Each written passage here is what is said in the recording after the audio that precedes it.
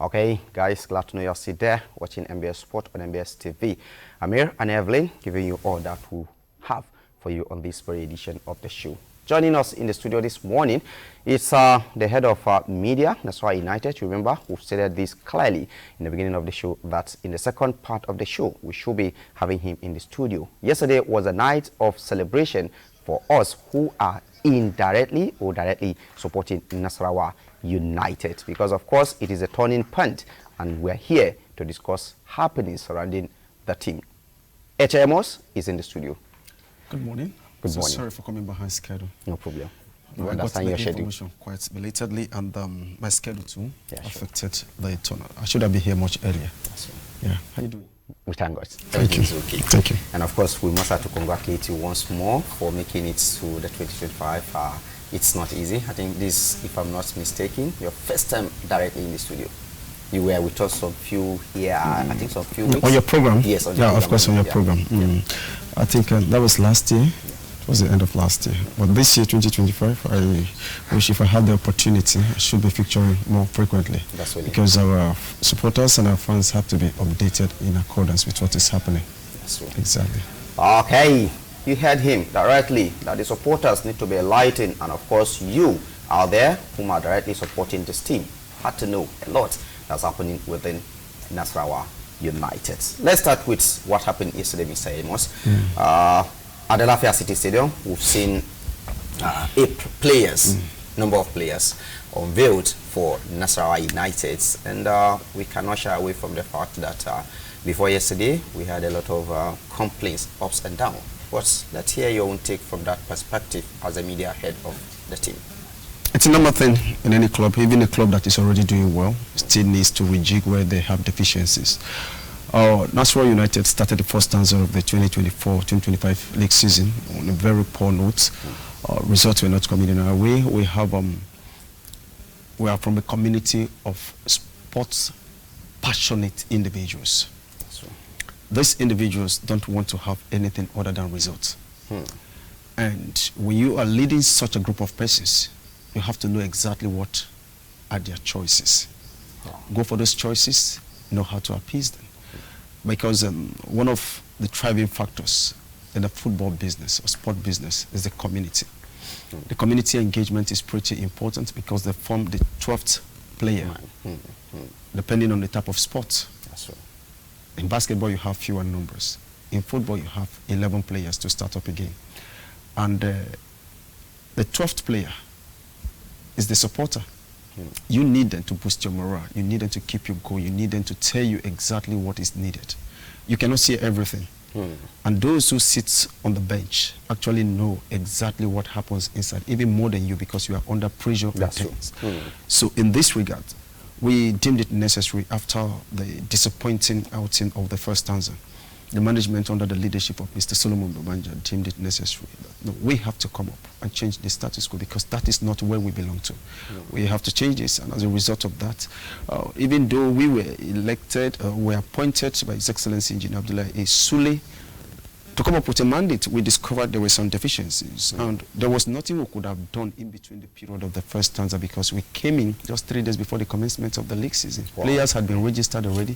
You cannot deregister any player to bring in another person. You just have to wait till the end of the season or the end of the first stanza. So when we endured to see what was going to become of it, it was becoming more precarious. So we felt we don't need to take any chances. We have to act. His Excellency Engineer Abdullah Sule called upon us. The Deputy Governor, who is the head of sports in the Nasarawa State Government, invited us on series of occasions. And the Ministry of Youth and Sports equally did the same. The State Football Association and other key stakeholders interface with us just to get away out of where we find ourselves. And I'm proud to tell you that the players we unveiled yesterday are some of the most sought-after players in this country. Wow. And their coming certainly is going to change the status quo for Nasarawa United, bring us to our winning mentality, get us a position where we can equally be title contenders and continental contenders, as a matter of fact, before the end of the season. Wow. You've heard that very clearly. The target is become title contenders and, of course, go to the continental You remember on this platform, even in his absence, we've said it, I think, the beginning of the season, that yes, we've gotten the opportunity to come back to MPFL from the NNL, but the target should not be, we want to survive the season. Can we change the narrative from becoming, maybe returning from the NNL, now to winning the league? And of course, he has just repeated that because it has been the slogan on this platform. Mr. Amos, let's now look at the players that were unveiled yesterday, 8 of them. And many of us were like, is 8 players? I mean, are 8 players enough for what is happening in the team? Looking at Nasarawa United standing on the table. We're not doing a general overhaul. Okay. It's pretty difficult for you to do away with the established players. Then you come up, even if you come with the best players in the world, you don't just come and inject them into a team. This is a revolving team. And whenever you're phasing out, you don't just phase out completely. It's chronologically done. Okay, where do we have deficiencies? These players we brought in are to cover for the areas of our deficiency. If you check out very well, 2021-2022 season, Nasarawa United ended the season as the highest goal scoring side. Wow. Scoring close to a total of 71 goals. Both the one they considered and the one they scored. And we produced the highest goal scorer in Salas Wankwo, joint top scorer. And we equally had individual players who scored up to 8 goals in Nasarawa United. But that cannot be said of the team today. Currently. Now, we have deficiency in our attack with due respect to those who have been there before. And they're coming from the NNL. You should know that the 2 environments are different. The Premier League setting is different from that of the NNL. The NNL, you might have the opportunity to rejig. But in the Premier League, that is the zenith of Premier Football Club competition in Nigeria. So where do you go to?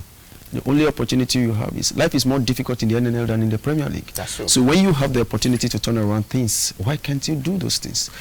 One, we had some flusters around the defense line, and we brought in a left full back, we brought in a central defender. Then we equally looked at the defensive midfield position. We brought in another person. Then we looked at the central midfield, which is the offensive midfield. We brought in another person. Then we looked at the wings, because the crosses have to come so that the attackers can score very well. Then we brought in wingers. Then how about the striker, the center forward?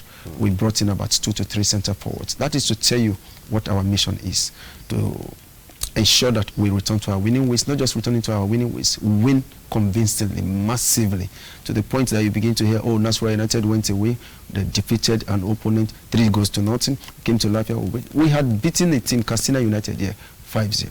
We've beaten El Kanemi 5-0 at home here before. So what happened along the line?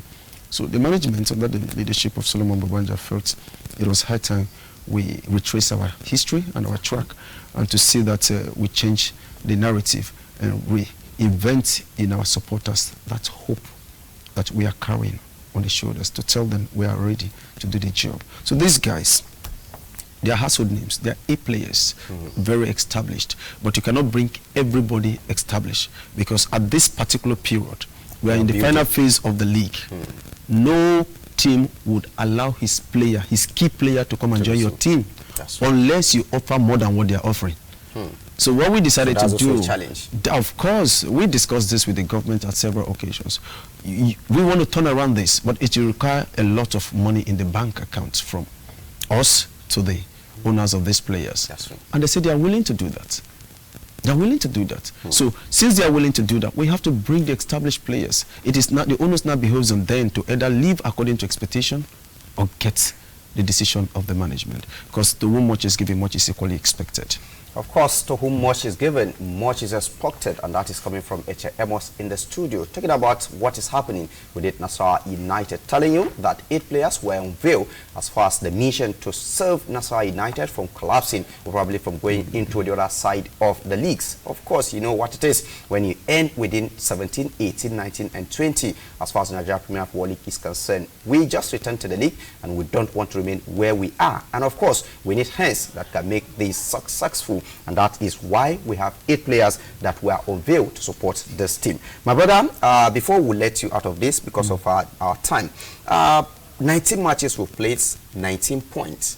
And I remember the issue, discussion we had with you on this platform via phone was the issue Nasarawa United had with Rivers United. Can you tell us or update us on that ground? Well, we appeared before the OND, that is Ordinary and Disciplinary Committee of the league, and then Rivers United petitioned us that we attacked them, we attacked the referees, we made life very difficult for them in Lafia. Well, all those were just made up. When we appeared, we presented our case, and they listened to us. The committee, the inquest committee, listened to our presentation. It was pretty okay. The match commissioner was questioned, and he denied anything Rivers United ever petitioned against us. Wow. That is by the way. Then, where the bone of contention is, I wouldn't want to go into that in the public domain. I understand. The verdict had to be passed, even though erroneously, we were given the opportunity to appeal. Because after our presentation, that was what was given to us as an option. And it is an option we have to take. And we have already taken the step. So we have appealed for the decision of the Ordinary and Disciplinary Committee of the league and of the NFF. And as it stands today, we have appealed to the NFF.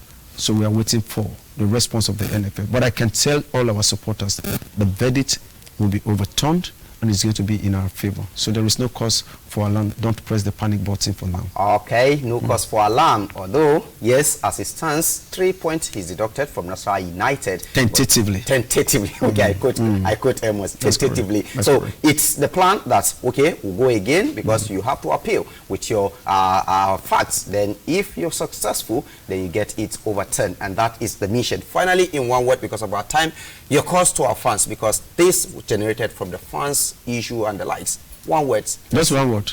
Because no time. Maybe we'll have some other time to Be come. patient. Since it is one word. Okay. Be okay. patient. Yeah. Be patient. That is the patient. message. Just patient. Since it's one word. Patient. So, the message there is patience as a fan. You remember we've always said it on this platform that as a football fan, you should have this at the back of your mind. You either win, you lose, or you draw. Anyone that comes, if you have complaint, channel it in the proper way. This is going to be where we draw the curtains on this edition of the show, MBS Sport on MBS TV. On behalf of all the hands that made this successful, my guest in the studio, Amos, the head of media. Thank you very much, boss, for being here. Director you say you be boss. I'll be boss. You be boss, sir. I never reach. Thank you very much. Well, to all the hands there, we appreciate you. Tomorrow or that time from 9 to 10. Bye for now.